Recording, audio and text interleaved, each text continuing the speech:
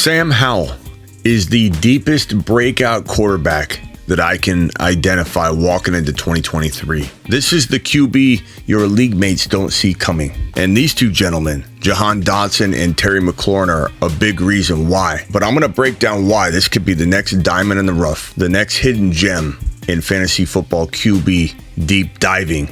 The Fantasy Football Show begins right now. This is the Fantasy Football Show with your host, Smitty. Take a lap.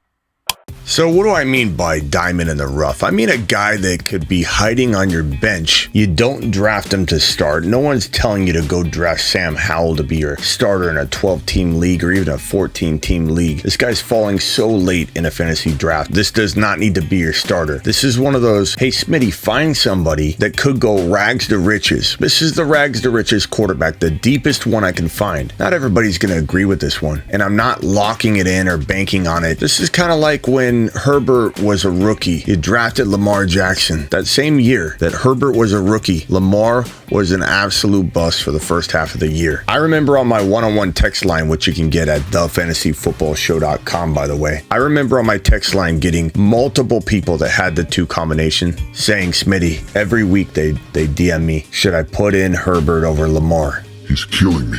Lamar's killing me, Smitty. And Lamar kept busting every week. And I just remember it very vividly that it was like a certain time where we're like, yeah, unleash him. And nobody thought Herbert was going to do that well his rookie year, as well as he did. This would be that kind of thing. You're not planning on using him, but you're asking me, Smitty, find a diamond in the rough. Find me a rags to riches quarterback. This is the deepest I can go. This guy has the potential to be that, even if it's not extremely likely. My eye test tells me this kid has the talent and he's got the supporting cast. Now, Sam Howell's walking into his second year. He's not a rookie, obviously, and he didn't play much last year. We don't have a lot to go on when it comes to Sam Howell, but sometimes we don't need a whole lot to go on. Why is Sam Howell a potential next Russell Wilson, next Dak Prescott, two quarterbacks that came out of nowhere that your boy called? First of all, Sam Howell has the weaponry in Jahan Dotson and Terry McLaurin to become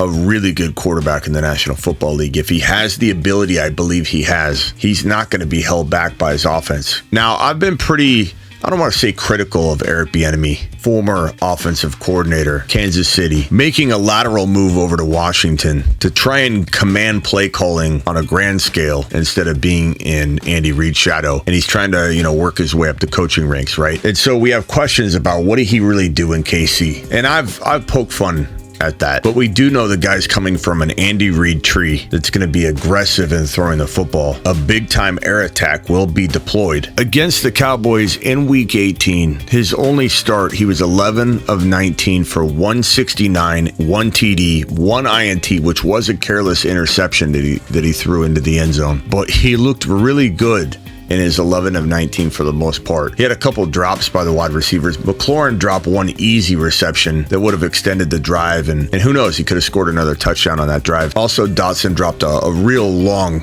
teardrop that fell right in his breadbasket. So the fact that Howell against Dallas, Week 18, threw for 169, 1 touchdown. He also ran the ball 5 times for 35 yards and a touchdown. A very good touchdown where he dragged people into the end zone. It was a tough run. These are all amazing stats for one game, but it's one game. How are you going to extrapolate that? Well, the preseason looked good too. The eye test is there. The college film is there. And sometimes you have to take a little bit of a gamble on a kid you see the talent in. You see the situation here. Dotson's a really good wide receiver. McLaurin's a really good wide receiver. It's funny when people say, who's the best wide receiver crew for any team in the NFL? These guys are never mentioned. I'm not saying they compare to the number one crew, whatever crew that might be. Some would say Chase and Higgins, but one could make an argument that these are two wide receiver ones in the NFL. Two guys that could be number one for their team and not just be mediocre. We've talked about McLaurin. If McLaurin got a quarterback, he could be a top 7 to 10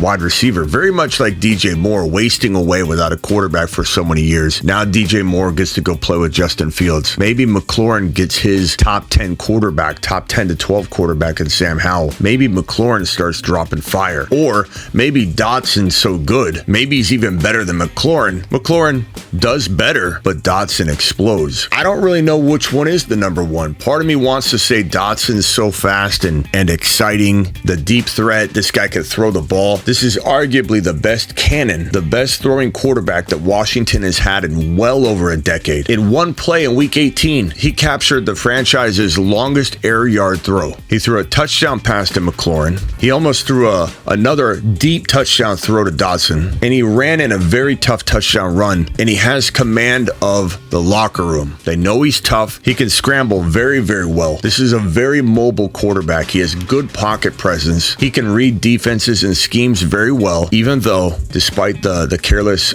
interception he threw in his one game, the guy's got that swag. Nothing's a lock, especially when you go deep diving into the later quarterbacks. And when I say deep diving, I mean look at the consensus data across the fantasy industry right now. Obviously, he's not in the top 16. Sam Howell, quarterback 31 right now. Quarterback 31. Honestly, it's extremely disrespectful, and it's an oversight for the most part. I don't think people have vaulted him up. Some buzz and news in the next couple months will have him climbing above guys like Mac Jones and Stroud and Tannehill. I venture to say that he's going to be so impressive at every stage in the offseason, the preseason, that he climbs his way right into the 23 to 25 overall territory where he can still crush it. I can't make any guarantees as to where he'll climb. He's obviously not going to be a top 8 quarterback. I'm not an idiot. But could he flirt with the guys in tier 3, according to this consensus data, where this is what the mob thinks, right? Could he climb into this territory now? Move Rodgers up, move Cousins up to at least the top of this tier. Could he climb into this like 13 and below territory? Could he be better than Geno? I think he could. Is it a guarantee? No. The whole point of this video is to find a gem that's not guaranteed, that has a lot of upside that no one really sees coming. Aaron Rodgers needs to be up in this 8-9 territory. Could he be better than Stafford? Could he be a top 12 to 15 quarterback? The answer is I believe he could be. Not going to bank on it, but he could be. There is something special about him. I'm pretty good at identifying these sleeper quarterbacks that hide before they rise, the calm before the storm. And one of the recipes that is needed is a good offense. The enemy is going to try and install that. Good wide receivers, Dotson and McLaurin. You can't really get better than that. This is arguably one of the best receiving crews in the entire National Football League. When you're talking about two players together, neither is a top 5 wide receiver, but are both of them top 15 talents? Yeah. Sam Howell's got a lot of upside, and I'm pretty excited about drafting him late in best ball on Underdog Fantasy, promo code Smitty. The link is in the description of every video. The link's in the description of this video. You can get Sam Howell in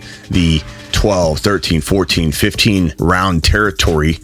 Sometimes 15, 16. It just depends on who you're drafting with, but his ADP is so late that he should be one of the best quarterbacks to grab as your backup if you decide to ignore backing up your starting quarterback until the 12, 13, 14, 15 round territory. I love drafting him in best ball, mainly because you don't have to set your lineup. It's set for you based on optimal scoring. So a guy like Sam Howell is a great third quarterback to throw on your best ball roster, because in best ball, it's great to have 3 quarterbacks in case there's injuries, you got bye weeks, and this guy could be better than anybody sees. He's one of my favorite quarterback 2s in super flexes because you can grab a Burrow or a Fields in round 1. My favorite strategy is to revert back to normal drafting in rounds 2, 3, 4, explore Aaron Rodgers if he falls in round 4, 5, or you wait a little longer, you get yourself a little Sam Howell action as your QB2 in a super flex, and you bet on the guy at that cost of entry, at that ability to go fill your other positions strongly in rounds 2, 3, 4 in a super flex and have this guy maybe save the day. These weapons are phenomenal. Bieniemy's got a track record that, yeah, it's unproven all by himself, but he's coming from a great situation. It feels like the offense is going to be unleashed, and if he's the real deal, he's going to make Bieniemy look good as much as Bieniemy is going to prove himself. Washington has the best quarterback they've had in well over a decade, and you're looking at him. His name's Sam Howell. I guess the last thing I'd say is that sometimes you have to go off of more gut, a lot more gut than you have data. And this might be one of those times where I just tell you, plain and simple, there isn't a lot to go on. And I said that already at the start. There is not a lot to go on, but for some reason, my gut is telling me with the weapons that he has, Dotson, and with McLaurin, and just the situation in general, the locker room, the vibe that I get, my gut tells me, again, not a lock, but it feels like the best case for rags to riches at the QB position in 2023. And he is the deepest breakout QB that I can find. This is the Fantasy Football Show with your host, Smitty.